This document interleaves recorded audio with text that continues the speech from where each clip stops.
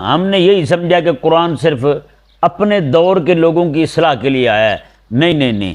رب تعالی نے قرآن کریم ایسا کلام بھیجا اپنے حبیب پر، یہ ہر دور کے ابو جہل کو بھی راہ دکھا دیتا ہے اور ہر دور کے ابو بکر کے غلام کو بھی راہ دکھا دیتا ہے.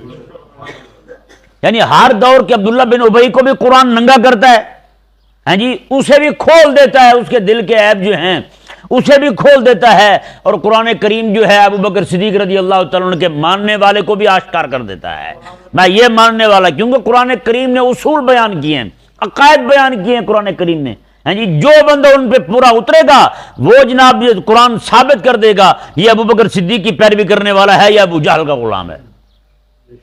ہاں جی، یہ عبداللہ بن ابی ہے یا پھر یہ بلال رضی اللہ تعالیٰ عنہ کا ماننے والا ہے. یہ قرآن ہر دور کے اندر، قرآن مثل آئینہ ہے، جو بھی اس کے سامنے کھڑا ہوگا قرآن اس کو کھول دے گا. یہ اس کیٹیگری کا بندہ ہے، یہ اس جماعت کا بندہ ہے.